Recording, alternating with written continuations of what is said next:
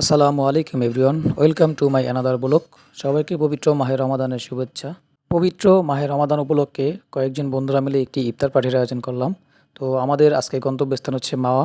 খোলা প্রকৃতির মাঝে ইফতার করার যে কি আনন্দ, সেটা যারা করেছে তারাই বুঝে। তাই আমরা ছুটে যাচ্ছি সেই মাওয়া নদীর পাড়ে।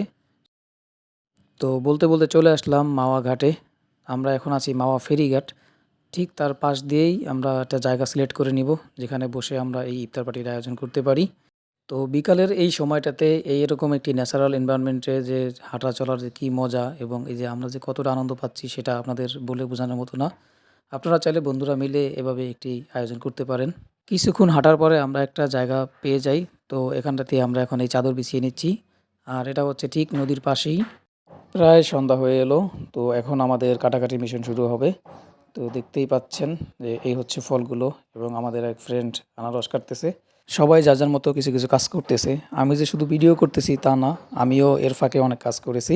সত্যি বলতে প্রত্যেকটা ফ্রেন্ড সার্কেলের একটা ড্রিম থাকে যে এরকম রমাদানে সবাই মিলে একটা ইফতার পার্টি করবে, কিন্তু সবার সেটা হয়ে ওঠে না। আমাদেরও হচ্ছিল না, কিন্তু হঠাৎ করে প্ল্যান করা এবং চলে যাওয়া। আর হ্যাঁ, আমরা কিন্তু ঢাকা থেকে এসেছি। আর আপনারা যারা ঢাকা থেকে আসতে চান তারা অবশ্যই বাস অথবা সিএনজিতে করে চলে আসতে পারেন। আমরা ঢাকার পোস্তগোলা থেকে একটা সিএনজি রিজার্ভ করে চলে আসলাম এই মাওয়া ফেরিঘাট। তো চলুন এবার আপনাদেরকে এখানকার আশেপাশের পরিবেশটা দেখানো যাক। আমরা ঠিক মাওয়া ফেরিঘাটের পাশেই রয়েছি। ওই যে সামনে দেখতেই পাচ্ছেন মাওয়া ঘাট, আর অপোজিটেই রয়েছে সেই পদ্মা সেতু, যা ওই যে দূর থেকে দেখা যাচ্ছে।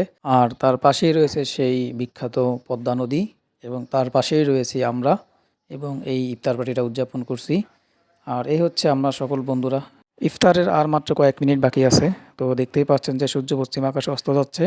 আর আমাদের এখন দোয়া হবে, এরপরে আমরা ইফতার করব।